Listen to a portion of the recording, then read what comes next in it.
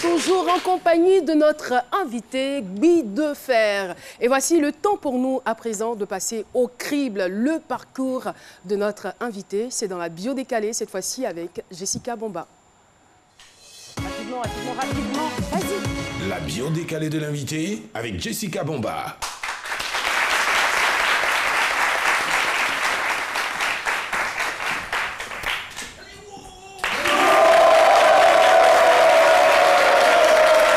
Bonjour Caddy.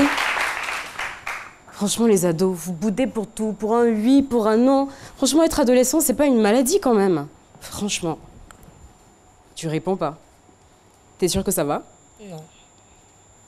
Qu'est-ce qui va pas? J'ai des problèmes. Quoi, tu as le goût mince, c'est ça? Non. Bon alors qu'est-ce qui va pas?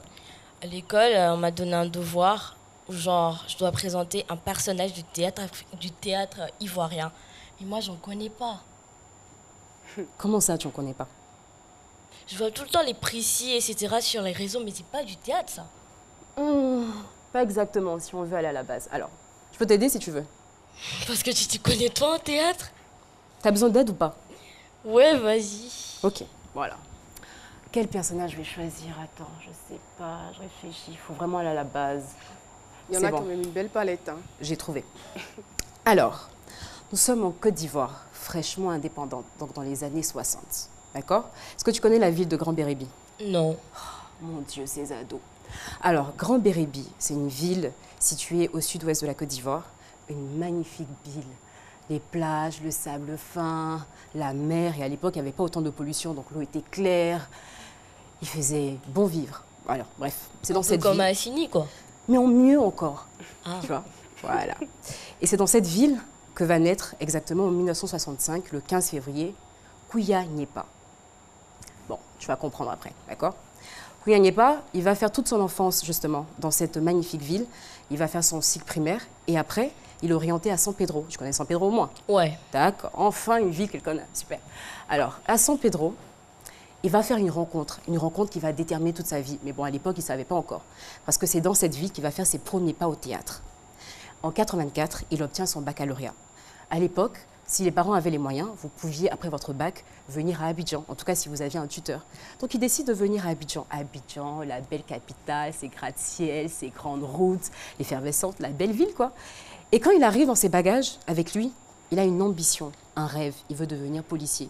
Mais ne devient pas policier qui veut, n'est-ce pas? Il faut d'abord passer un concours de police, entrer à l'école. Donc, il essaie le concours la première fois. Il échoue. Poteau. Poteau, comme on dit. Ouais.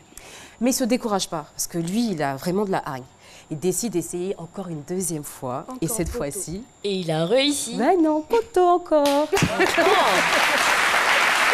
Non, il échoue une deuxième fois. Alors, c'est vrai qu'il est un tout petit peu fatigué par tous ses échecs, mais il n'abandonne pas. Il se dit, OK, je vais peut-être essayer un autre chemin, peut-être que celui-là me sourira. Donc, contre toute attente, il décide de passer le concours pour rentrer à l'Institut national des arts d'Abidjan. Bon, ce qu'on appelle aujourd'hui l'INSAC. Ouais, je connais. Super, enfin. Alors, donc, en 87, il rentre, il réussit, d'accord? Il arrive à rentrer dans cet établissement et 2 ans plus tard, il en ressort avec un diplôme d'études théâtrales et un diplôme d'animateur culturel. Wow. Génial! Génial! Mais c'est quelqu'un qui en veut toujours. Alors, il décide que malgré ses diplômes, il ne va pas se reposer sur ses lauriers, il a besoin de formation pratique. Donc, il va aller apprendre le théâtre sur le tas et il va apprendre avec de grands noms comme Fargas Assandé. Bon, je sais que tu ne connais pas, je te pardonne, c'est pas grave. Donc, il va apprendre, il va vraiment faire ses armes là-bas. Et une fois armé, en plus de son diplôme, il se dit, bon, une autre étape, je vais peut-être me frotter à une compétition. Et à l'époque, et ça continue d'ailleurs, il y a ce qu'on appelle Vacances Culture. C'est une compétition organisée par le ministère de la Culture qui permet de mettre en lumière des talents, des poètes, voilà. Et il participe à ce concours la première fois en 1991 et il devient le meilleur acteur national. Waouh! Excellent! Très. Mais c'est pas fini. L'année suivante, en 1992, il repasse cette même compétition et rebelote, il redevient encore le meilleur acteur national. Ça te rappelle rien? Si. Quoi? Il a échoué 2 fois au concours de police. Il a échoué 2 fois au concours de police et là, 2 fois, il devient meilleur acteur national. Et là, on se dit, bon, quand même, il a des diplômes, tout le monde le connaît, on entend parler de lui. Est-ce qu'il va s'arrêter là? Mais notre personnage, il est... ambitieux. Exactement. Alors il décide de monter sa propre troupe de théâtre, le Djeli Théâtre. C'est vraiment la troupe par excellence qui a fait vibrer la Côte d'Ivoire. Et dans cette troupe, on a retrouvé Go Michel, que tu connais. Ouais. Voilà. Maricha Zongo, tu connais. Bien sûr. Maïla Bombe, tous ces grands noms du théâtre sont passés par le Djeli Théâtre. Et en 1995, nouveau défi pour lui. Il y avait une émission qui cartonnait, qui s'appelait Dimanche Passion. Tu sais, une émission à succès un peu comme C'est Midi. C'est pas exactement la même chose, mais c'était le même, voilà. Et donc, dans cette émission, on a un animateur qui s'appelle Batemi Nabozwa. C'est qui Batemi? Non. Comment tu connais pas Batemi Nabozwa? Mais franchement, il faut tout vous apprendre. Oh, c'est un animateur, c'est l'ancêtre de l'animation de Côte d'Ivoire. Bref, je passe. Alors, Batemi Nabo va lui proposer de participer à Dimanche Passion. Sauf que là, il y a un nouveau challenge, c'est qu'il doit rentrer en tant qu'humoriste. Comédie, humoriste, c'est pas la même chose. Pas exactement. On peut être comédien sans être forcément humoriste. Donc ça, c'est un autre nouveau challenge pour lui. Mais il accepte. Mais la condition, c'est de créer un personnage. Il faut qu'il crée un personnage. Donc là, on va assister à la création d'un personnage qui s'appelle Gui de Fer. Mais c'est quoi Gui de Fer? Alors, Gui de Fer, ça signifie panthère en BT. Donc en gros, la panthère de fer. Panthère de fer? C'est vrai que c'est un peu bizarre, mais c'est son personnage. Alors, Gui de Fer, c'est un ancien combattant BT. Tout le monde a cru qu'il était BT pendant longtemps, alors que non, il est crewman. Mais il aimait comment les BT parlaient, leurs gestuels. Et je pense que il était inspiré d'un de ses amis qui était BT, qui s'appelle Cyril Philippe. Et donc, l'ancien combattant, toujours en train de râler, qui n'a pas sa langue dans sa poche, qui a toujours un chapeau, des lunettes, et comme accessoire qui ne quitte jamais un fusil à l'épaule, prêt à dégainer à n'importe quel moment. Gui de Fer, c'était un personnage hilarant et les Ivoiriens sont tombés raides dingues de ce personnage. Et tous les dimanches, on était tous devant notre petit écran à attendre Gui de Fer avec nos parents. Voilà comment est né le personnage Gui de Fer. Mais c'est tout. Mais non. Alors, Il s'est passé quoi après? ce qui s'est passé après?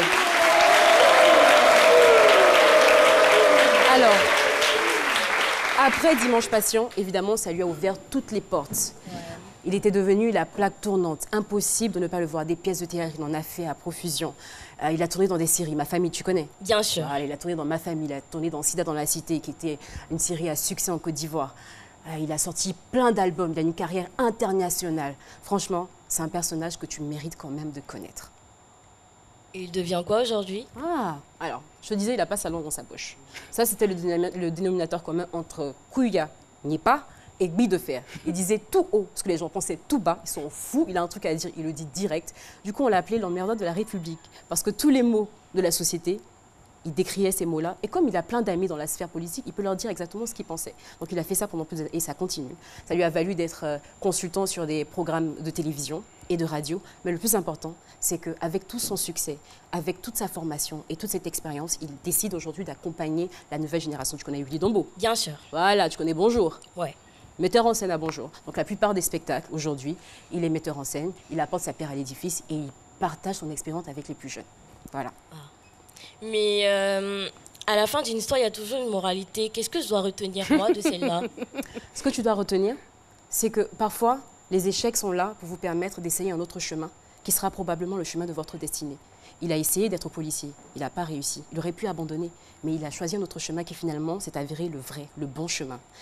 Et quand il a été sur ce chemin-là, il ne s'est pas reposé sur ses lauriers, il a travaillé, il a mis en point d'honneur à sa formation. Et malgré tout son succès, aujourd'hui, il a compris que pour rester dans l'histoire, il faut transmettre. Et aujourd'hui, il transmet à cette nouvelle génération. Et c'est pour ça qu'il reste dans le cœur des Ivoiriens et c'est pour ça que c'est de lui dont je te parle aujourd'hui. Merci, Jess. Bien de rien.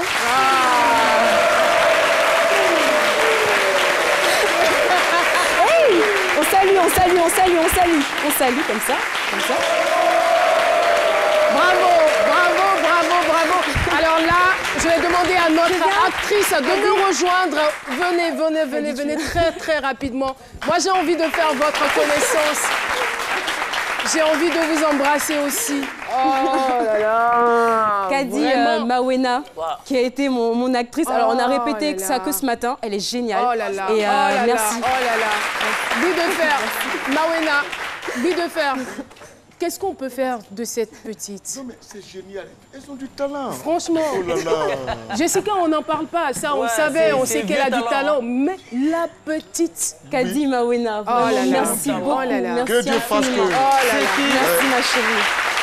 le théâtre chez nous revient à la télévision. Franchement, Oui, vraiment. Le théâtre primitif, comme vous aimez à le La dire. base. C'était trop beau. Oui, C'était oh trop là beau. là. C'était fait de façon excellente. Bravo, Jess. Bravo, Jess. Voici qu'on lui nettoie la chaise. Merci infiniment. Vous Merci. avez de l'avenir. Merci beaucoup.